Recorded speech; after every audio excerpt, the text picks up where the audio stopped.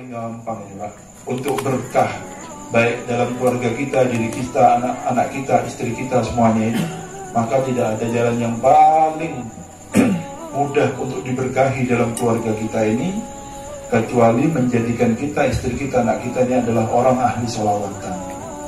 Allahumma sholli ala Muhammad. Ya, orang sholawat ini berkah. Ya, orang sholawat ini berkah. Dosanya itu diperbaharui terus sama Allah untuk dibersihkan terus orang ahli sholawat ini. Kapan saya sebutkan hadis ini? Sebetulnya hadis rahasia kata Rasulullah. Apa? Hadis rahasia. Ya. Ketika para sahabat mendesak Kanjeng Nabi Muhammad SAW tentang fadilah utama daripada orang yang berselawat kepada Rasulullah SAW, akhirnya dipaksa bersabda, lalu ngomong Kanjeng Nabi, laula antum sa'altumuni ma qultu. Kalau ada antum maksa terus sama saya, tidak akan saya ucapkan rahasia ini. Rahasia apa wahai Kanjeng Nabi? Innallaha wakkala bi malakani.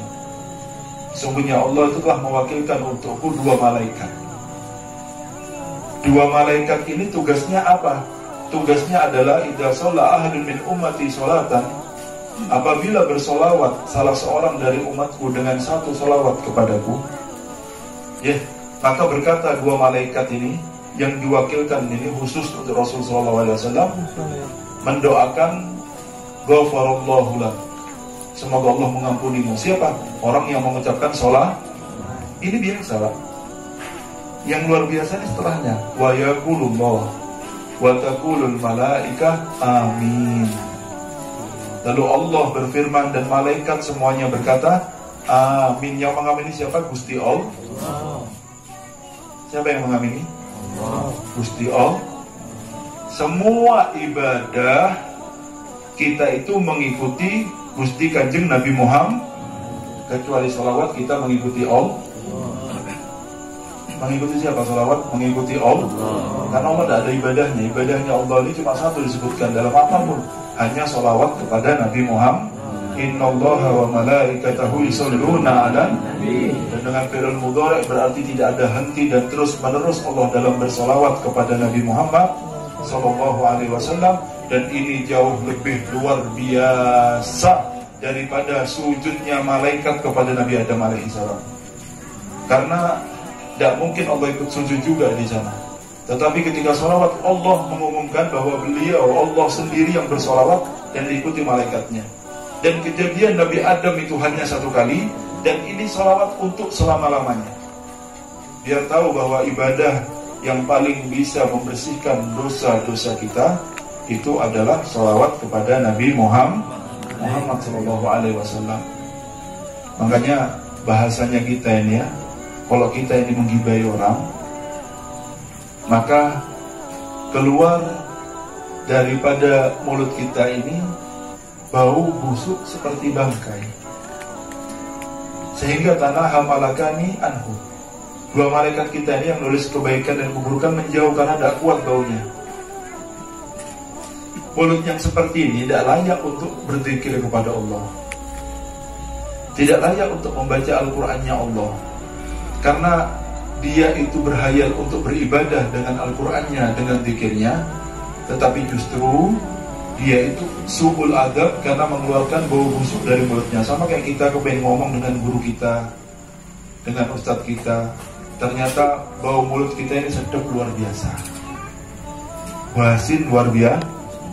Maunya dia itu baik, tetapi karena mulutnya tidak enak, akhirnya guru kita mules dengan kenyumnya. Ini malah tidak enak semua nanti mana.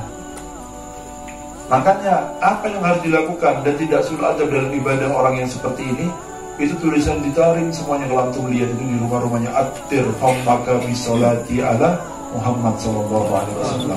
Wangikan mulutmu yang sudah banyak ghibah, yang banyak dosa itu dengan bersolawat kepada Nabi Muhammad. Ketika sudah banyak solawat, baru kita layak untuk berzikir dan melakukan ibadah-ibadah yang lainnya. Karena hakikatnya ketika kita membaca Al-Quran itu kita ngajak bicara dengan Allah Subhanahu wa Ta'ala. Kalau ngomong sama Gusti Allah, jangan yang basi mulutnya, yang wangikan dulu.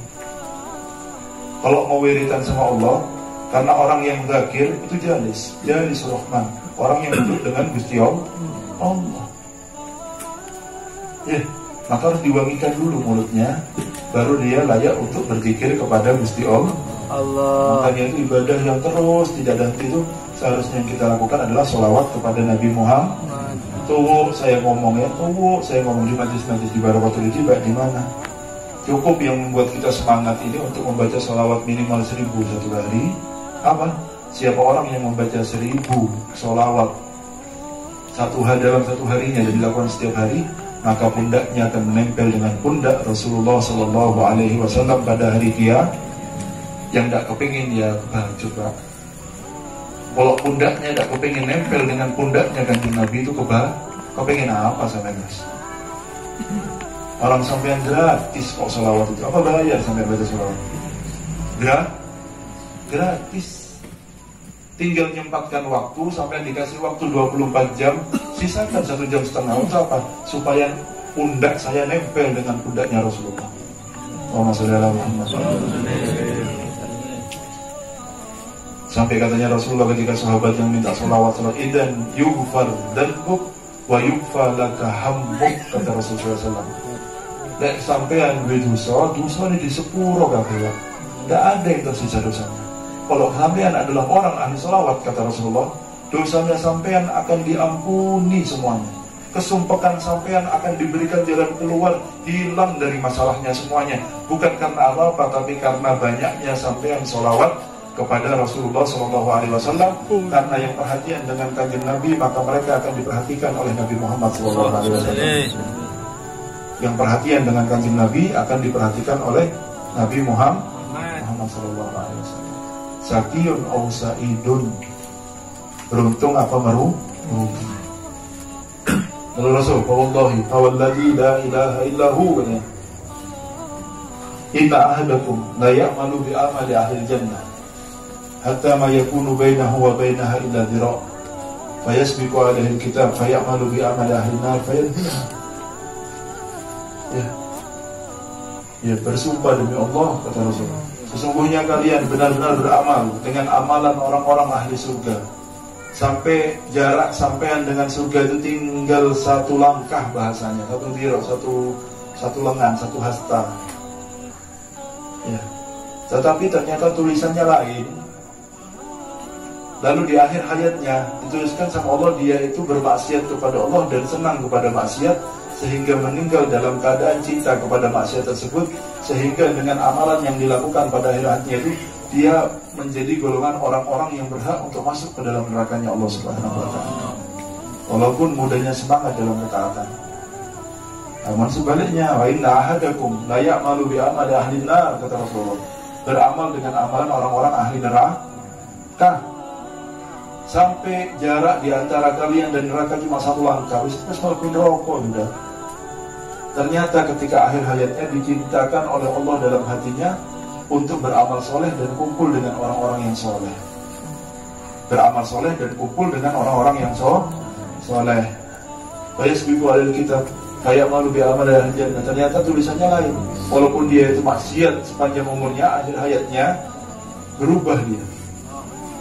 Senang dengan amal soleh dan senang dengan orang-orang yang soleh. Gara-gara kesenangan di akhir hayatnya untuk beramal soleh dan kumpul dengan orang soleh, maka dia berhak meninggal dalam keadaan husnul khotimah.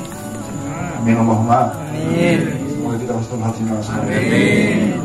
Puncak harapan kita ini. Karena seperti ini ya, bahasa gampangnya itu, kalau dulu perempuan-perempuan Nabi Yusuf itu tidak sadar